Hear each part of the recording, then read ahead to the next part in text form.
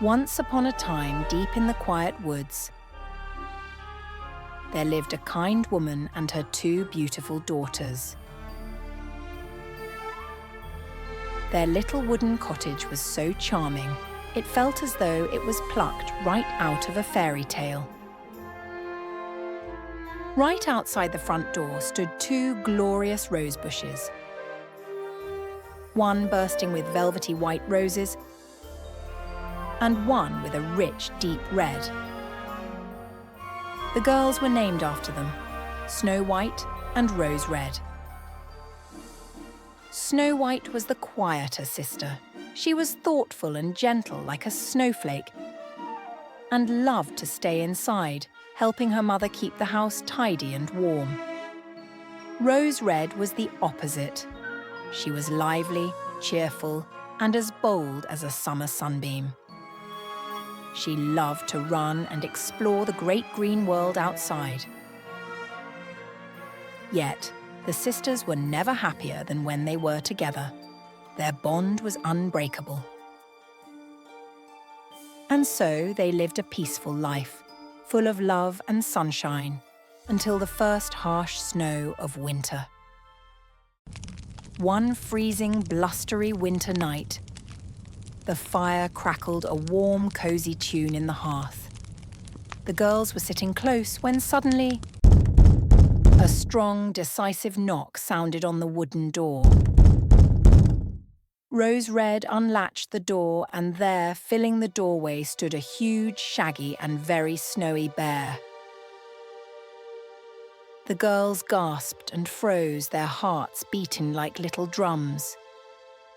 But the bear spoke, in a low, gentle rumble that shook the snow from his coat.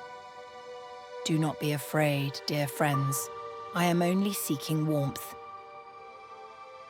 I promise I will not hurt you. I am half frozen." The mother, seeing the poor creature shiver in the snow and ice, immediately invited him in. "Lie down by the fire, great friend," she said. "Just be careful not to burn your thick, beautiful coat." The bear lay down peacefully by the warm flames. Snow White and Rose Red, quickly losing their fear, began to play with him as if he were a giant friendly dog. They brushed the melting snow from his thick fur, and the bold Rose Red even climbed onto his back and rode him around the room. Snow White would curl up against him and whisper secrets into his huge, floppy ear. The gentle bear stayed with them for the rest of the cold season. Every morning, they would open the door for him to go out and roam the woods, and every evening he would return for warmth and company. But change always comes with the spring. On the day the first tiny rosebuds appeared on the bushes, the bear sadly prepared to leave, Bear's voice slow and meaningful. "When the first roses bloom," he rumbled, "I must go, and I may not return until the cold comes again." As he backed out the door, his thick fur snagged on the metal latch, and for a tiny moment, the girls glimpsed something gold and shining underneath his heavy, shaggy coat. Then, with a quiet wave of his paw, he was gone. The girls often missed their big, kind friend, but the woods were bright and full of life again. One afternoon, as they walked through the trees, they heard a high, squeaky voice shouting, "Help! My misery! My terrible, awful misery." They ran toward the sound and found a tiny, angry dwarf. He looked ridiculous. He had caught his long white beard in the split trunk of a fallen tree and was desperately jumping up and down, trying to yank it free. "Why are you standing there gaping?" he screamed, his eyes bulging. "Clumsy children, help me at once." The girls tried to pull him out, but he was stuck fast. Finally, the clever Snow White fetched a pair of small sewing scissors from her apron pocket and quickly snipped off the very end of his beard, freeing him. My beard! How could you do such a thing? The dwarf shrieked, clutching his trimmed beard. You have ruined my glorious whiskers. May bad luck follow you both.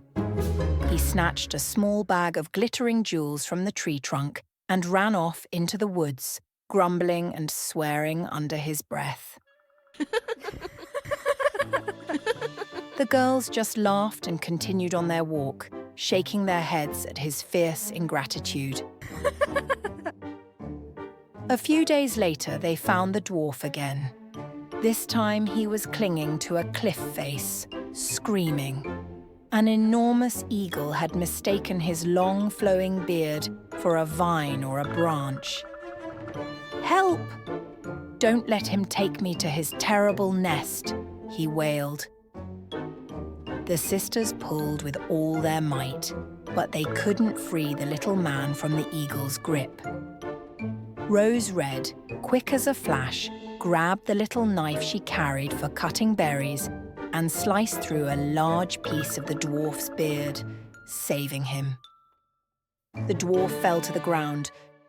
He threw his tiny hat on the dirt and shook his fist. My beard! How could you do such a thing? You have chopped off another large piece. May bad luck follow you, and may you never be happy. He snatched up his heavy sack of pearls and diamonds, and once again disappeared, leaving the girls wondering why people were so unkind when they had been shown such kindness. The very next day, the sisters were walking near a stream when they saw the dwarf yet again. He was standing on the edge of a rock, counting his stolen treasure. Now I can be rich and greedy in peace, he muttered, rubbing his hands together. I will never share this gold with anyone. Suddenly, a giant, familiar shadow fell over them. It was the big, shaggy bear. The dwarf, terrified, tried to run away with his gold, but he was too slow. The great bear took one powerful swipe with his huge paw, and the ungrateful dwarf was gone, swallowed by the shadow of the woods. Immediately the bear turned to the girls. Snow White, Rose Red, don't be afraid. I am your friend. As he spoke, something incredible happened. The thick, coarse fur began to fall away like a heavy winter blanket, dissolving into the air, and standing before them was no longer a bear, but a tall, handsome prince. He was wearing the same golden coat the girls had glimpsed on that snowy day. The wicked dwarf cast a spell on me, the prince explained, smiling warmly. I was forced to wander the woods as a clumsy bear until his own greed brought about his downfall. Your pure hearts broke the spell by showing me consistent kindness. The prince married the gentle Snow White, and the cheerful Rose Red married the prince's brother. The two couples and their dear, kind mother lived happily together in the beautiful castle, always grateful for the way they faced the world, with a warm heart and an open door, because in the end, kindness is the greatest magic of all.